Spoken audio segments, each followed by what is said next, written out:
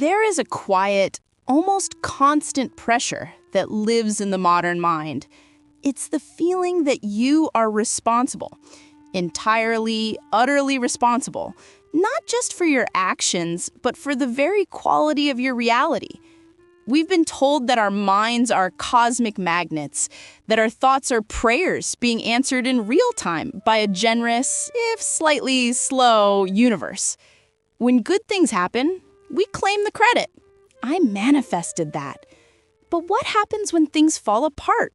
When the goal slips away, the job is lost, or the quiet loneliness of a Sunday afternoon settles in? The immediate, devastating answer we've been programmed to give is simple. It's your fault. You didn't believe hard enough. Your vibration was low. You let negative thoughts poison your energetic field. This isn't just a philosophy anymore. It's a moral failure, a spiritual capitalist dogma that has quietly, ruthlessly replaced the old guilt systems. We need to look closer at the seductive, shimmering promise of the secret and manifestation culture and acknowledge the profound psychological damage it's leaving in its wake. The initial allure is undeniable, and we must honor that.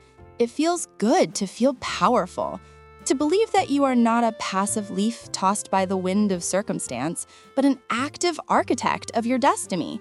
This is a deep, primal human need, the need for agency, and the manifestation movement offers a glorious, easily digestible blueprint for achieving it. You picture the red sports car, you write the bigger salary on a check to yourself, you speak your desires into the empty bathroom mirror, and you feel the surge of control. For a brief, intoxicating moment, you're the wizard, the commander, the creator. But this empowerment is built on a brittle foundation, a kind of cognitive dissonance that requires you to aggressively suppress half of your internal experience. It demands that you achieve a state of pure, unwavering positivity. It's a self-help regimen that punishes the inevitable, essential human experience of doubt. Think about that moment when you're lying awake at 3 a.m. The manifestation journal is closed, the affirmations are silent, and a real human fear whispers into the dark. What if I fail? What if the money runs out? What if they leave? That doubt, it's not a flaw in your energetic makeup. It is, in fact, an essential evolutionary function. It is your mind running risk assessments, attempting to protect the vulnerable core of who you are. The toxic side of manifestation culture doesn't just ask you to dismiss this doubt. It asks you to demonize it, to see your own necessary psychological safety mechanism as a sabotage engine that must be destroyed. This is where the psychological reframe is so crucial. If you feel a deep resistance to the forced, toxic positivity, if you find yourself unable to vibrate high when your actual lived reality feels heavy, this isn't a sign of weakness. It is a sign of psychological health and integrity. It means your internal system refuses to lie to itself. It means your emotional intelligence is too sharp to be tricked by a simplistic, feel-good slogan. The persistent feeling that you are blocking your own blessings is often just the internal conflict between your aspirations and your very human, very grounded assessment of reality. We are trying to push our minds to exist in a state of pure fantasy, while our bodies and our bills and our relationships anchor us to the messy, difficult, beautiful reality of the present. This effort, this constant internal struggle to police every shadow thought, doesn't lead to abundance. It leads to emotional burnout. Consider the psychological concept of learned helplessness.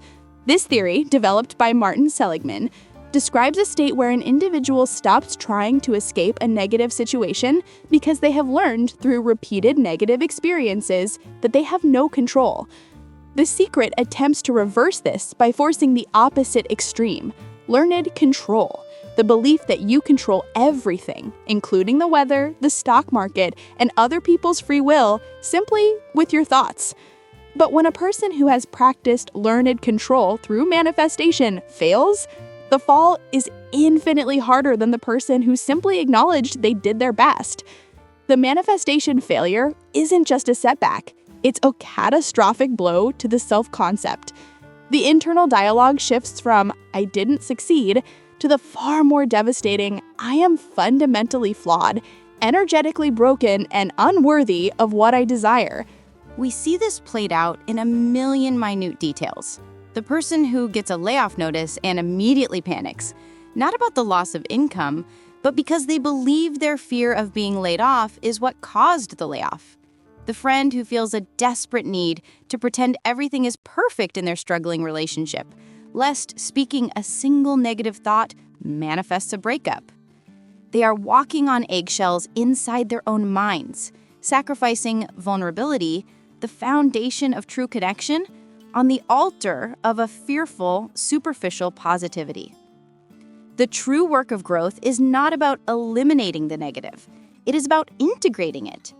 Think of the shadow self, a concept popularized by Carl Jung. Our shadow is the parts of ourselves we have judged, repressed, and hidden away. The anger, the sadness, the envy, the essential human mess. Manifestation culture demands we amputate the shadow, pretending it doesn't exist. But the shadow doesn't go away, it simply gains strength in the dark. It becomes the low-grade hum of anxiety that you can't quite place, the internal judge whose voice is more brutal than any external critic. The secret to true, sustainable success, to building a good life, has nothing to do with visualizing a parking spot. It has everything to do with developing psychological flexibility. This is the capacity to feel your fear, to acknowledge your doubt, to experience disappointment, and yet still take committed action in the direction of your values. The person who truly succeeds isn't the one who never had a negative thought. It's the one who felt the stomach-churning anxiety of a massive risk, whispered a private, fearful confession to themselves, and then, with shaking hands, pressed the send button on the application anyway. They didn't lie to the universe. They didn't force a fake vibration. They simply decided that their commitment to their values, their need to create, to connect, to contribute, was more powerful than their fear. This is the reframe we truly need. Doubt is not a stopper. It is a compass. It points to the things that matter most, the things you are genuinely afraid to lose because they hold immense value. Fear is just a spotlight on your dearest dreams. So let's step away from the shame that this dark side of manifestation culture has imposed. Let's stop beating ourselves up over the low vibration days.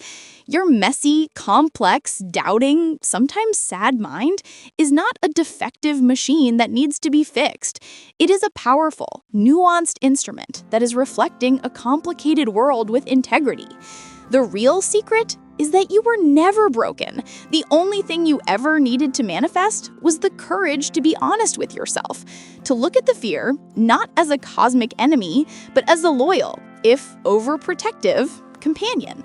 The true empowering action isn't a visualization. It's a commitment to act in alignment with your deepest values, even in the presence of doubt. The next time that fear creeps in, don't try to banish it. Instead, ask it gently. Thank you for the warning. What is it that you're trying to protect?